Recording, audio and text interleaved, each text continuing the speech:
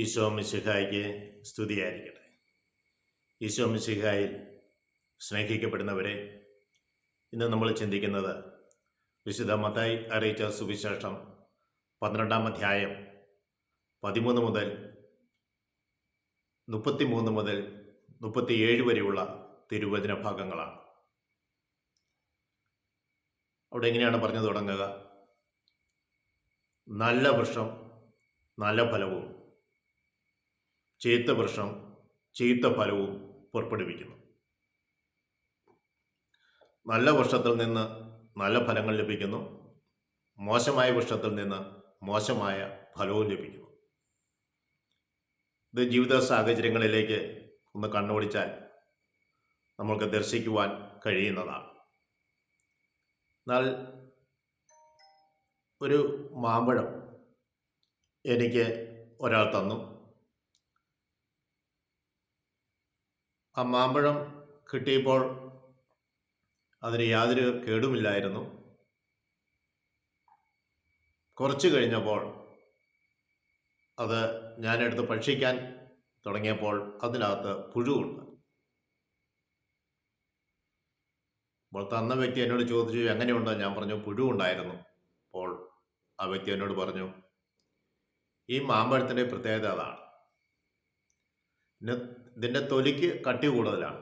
അതുകൊണ്ട് ഇത് മൂക്കുന്ന സമയത്ത് തന്നെ ഇത് പറിച്ചു വെച്ച് ചൂടുവെള്ളത്തിൽ കഴുകി പേപ്പറിൽ പൊതിഞ്ഞു വെച്ചാൽ കേടുകൂടാതെ കിട്ടും. ഇത് പഴുത്തത് കിട്ടുമ്പോൾ ഇതിൻ്റെ തൊലിയുടെ പുറത്ത് പ്രാണികളൊന്ന് മുട്ടയിട്ട് അത് വിരിഞ്ഞ് പുഴുവായി ഇതിൻ്റെ തൊലിയുടെ കട്ടി കുറയുമ്പോൾ ഉള്ളിലേക്ക് പ്രവേശിച്ച് അതിനകത്ത് മുഴുവൻ പുഴുവായി മാറും. അത് കോശേരി മാവ് എന്നാണ് എന്നോട് പറഞ്ഞത്. അപ്പോൾ ആ മാവ് നല്ലതാണ്, അതിൻ്റെ ഫലവും നല്ലതാണ്. എന്നാൽ ആ ഫലത്തെ ഉപയോഗശൂന്യമാക്കി കളയുവാൻ ദുഷ്ടശക്തികൾ അല്ലെങ്കിൽ പ്രാണികൾ വന്ന് മുട്ടയിട്ട് അതിൻ്റെ മുട്ട വിരിഞ്ഞ് പുഴുക്കൾ ഈ മാമ്പഴത്തിൽ പ്രവേശിക്കും.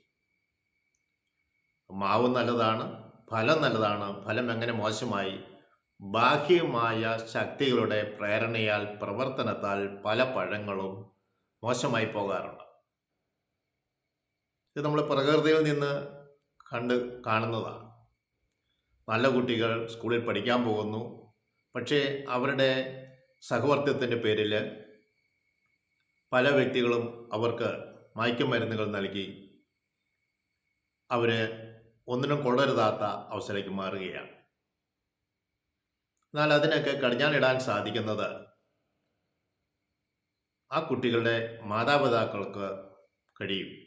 അതുകൊണ്ടാണ് പറഞ്ഞു വെച്ചത്, നല്ല വൃക്ഷം നല്ല ഫലം പുറപ്പെടുവിക്കും. തുടർന്ന് ഈശോ പറയുകയാണ്, അണലി സന്തതികളെ, ദുഷ്ടരായവരെ, നിങ്ങൾക്ക് എങ്ങനെ നല്ലത് പറയുവാൻ കഴിയും? അണലി സന്തതികളെ. അണലിയുടെ പ്രത്യേകത എന്താണ്? അത് പുറമേ നോക്കുമ്പോൾ അതിൻ്റെ പുറത്തെ തൊലിക്ക് ഒരു കളറൊക്കെ ഉണ്ട്, കാണാൻ രസം തോന്നാം. അത് ചുരുണ്ട് കിടക്കും. അതിൻ്റെ തല ഇതിൻ്റെ ശരീരത്തിൽ അത് ഒളിപ്പിക്കും. എന്നാൽ ഈ പാമ്പിൻ്റെ അടുത്ത് നമ്മൾ ചെന്നാൽ അത് 360 ഡിഗ്രി ചെരിഞ്ഞ് നമ്മളെ ഉപദ്രവിക്കും. മറ്റ് പാമ്പുകൾക്ക് അത്രയും ശരീരം വഴക്കി ഉപദ്രവിക്കുവാൻ കഴിയുകയില്ല. അപ്പോൾ ഇതിന് ഏത് സാഹചര്യത്തിൽ എങ്ങനെ പ്രവർത്തിക്കും എന്ന് നമുക്കറിയാൻ പറ്റില്ല. അവരിൽ നിന്ന് അകലം പാലിക്കേണ്ടതായിട്ടുണ്ട്. അതുകൊണ്ടാണ് ഈശോ പറയുന്നത്, അണലി സന്തതികളെ, ദുഷ്ടരായവരെ, നിങ്ങൾക്ക് എങ്ങനെ നന്മ പറയുവാൻ കഴിയും? അവൻ്റെ വായിൽ നിന്ന് നന്മ വരികയില്ല. മുറിപ്പെടുത്തുന്ന വാക്കുകൾ, ഉപദ്രവിക്കുന്ന വാക്കുകൾ പുറത്തേക്ക് വരും. സകലതിനെയും കുറ്റം കാണുന്ന ഒരവസ്ഥയാണ്. പലരെയും അകറ്റി നിർത്തുവാൻ ശ്രമിക്കും. അവൻ അവസരം കിട്ടിയാൽ ഉപദ്രവിക്കുകയും ചെയ്യും. എന്നിട്ട് തുടർന്ന് പറയുന്നത്, ഹൃദയത്തിൻ്റെ തികവിൽ നിന്നാണല്ലോ അധരം സംസാരിക്കുന്നത്. നിന്റെ ഹൃദയത്തിൽ ദുഷ്ടത കുടികൊണ്ടിട്ടുണ്ടെങ്കിൽ ആ ദുഷ്ടതയുടെ ഫലമാണ് നീ പുറപ്പെടുവിക്കുന്നത്. ഹൃദയം നിറഞ്ഞ് അധരം സംസാരിക്കും. അപ്പോൾ ഒരുവൻ്റെ സംസാരം ശ്രവിക്കുമ്പോൾ നമ്മൾക്കറിയാം അവൻ്റെ ഉള്ളിൽ അവൻ എന്താണ് സൂക്ഷിച്ചിരിക്കുന്നത്, അവൻ്റെ ഉള്ളെന്താണ്, അവനിൽ എന്താണ് നിറഞ്ഞിരിക്കുന്നത്, നന്മയാണോ തിന്മയാണോ. തുടർന്ന് അവൾ നമ്മോട് പറയുന്നു, നല്ല മനുഷ്യൻ അവൻ്റെ നല്ല ഭണ്ഡാരത്തിൽ നിന്ന്, അല്ലെങ്കിൽ അവൻ്റെ ഭണ്ഡാരത്തിൽ നിന്ന് നന്മ പുറപ്പെടുവിക്കും. എന്നാൽ ദുഷ്ടൻ തൻ്റെ ഭണ്ഡാരത്തിൽ നിന്ന് തിന്മയായത് പുറപ്പെടുവിക്കും.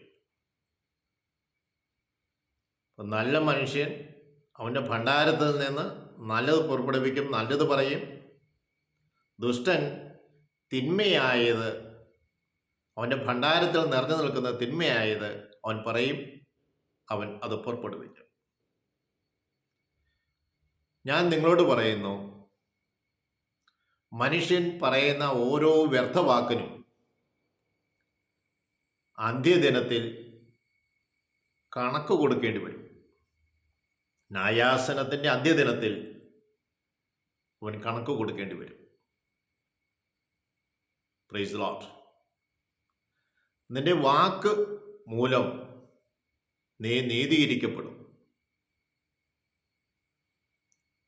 നിന്റെ വാക്ക് നിമിത്തം നീ കുറ്റം വിധിക്കപ്പെടുകയും ചെയ്യും. Praise the Lord. ഒരു വ്യക്തിക്ക് ഒരു തകർച്ച സംഭവിക്കുമ്പോൾ ആ തകർച്ചയെ നോക്കി നിന്റെ മനസ്സിൽ നീ ചിരിക്കുന്നുണ്ടെങ്കിൽ നിന്റെ ഉള്ളിൽ ദുഷ്ടതയാണ് എന്ന് നീ തിരിച്ചറിയുക. ഇന്ന് വചന ശുശ്രൂഷയിൽ പങ്കെടുക്കുന്ന അനേകരുള്ളതുകൊണ്ട് വചനങ്ങൾ പലർക്കും കാണാതെ അറിയാം. അതുകൊണ്ട് ഒരുവിൻ്റെ തളർച്ച കാണുമ്പോൾ, തകർച്ച കാണുമ്പോൾ ആ തകർച്ചയെ നോക്കി ഒരു ദൈവവചനം പറഞ്ഞ് ഹൃദയത്തിൽ ആഹ്ലാദിക്കും. അതും തിരിച്ചറിയുക, നിന്റെ ഹൃദയം നിറഞ്ഞാണ് അധരം സംസാരിക്കുന്നത്. നല്ല മനുഷ്യൻ അവൻ്റെ ഭണ്ഡാരത്തിൽ നിന്ന് നല്ലത് പുറപ്പെടുവിക്കുന്നു. ദുഷ്ടൻ അവൻ്റെ ഭണ്ഡാരത്തിൽ നിന്ന് തിന്മയായത് പുറപ്പെടുവിക്കുന്നു. മനുഷ്യൻ പറയുന്ന ഓരോ വ്യർത്ഥവാക്കിനും അന്ത്യദിനത്തിൽ, ന്യായാസനത്തിൽ അന്ത്യദിനത്തിൽ കണക്ക് കൊടുക്കേണ്ടി വരും. നിന്റെ വാക്ക് മൂലം നീ നീതീകരിക്കപ്പെടും. നിന്റെ വാക്ക് നിമിത്തം നീ വിധിക്കപ്പെടുകയും ചെയ്യും. Praise Lord. നമ്മുടെ അധരത്തെ, നമ്മുടെ ഹൃദയത്തെ ദൈവത്തിന് സമർപ്പിച്ച് ദൈവചിന്തകൾ വളർത്തി ദൈവം നൽകിയ മനസ്സ് നന്മയുള്ള മനസ്സാക്കി മാറ്റാം. ദുഷ്ടത നമ്മൾ നിന്ന് പുറപ്പെടാതിരിക്കട്ടെ. അണയിലെയും മണലിയുടെ സന്ധിതയുമാകാതിരിക്കട്ടെ. ദൈവാത്മാവ് നിറയുവാൻ ഇടവരുത്തട്ടെ എന്ന് പ്രാർത്ഥിക്കുന്നു. പിതാവിനും പുത്രനും പരിശുദ്ധാത്മാവിനും സ്തുതി.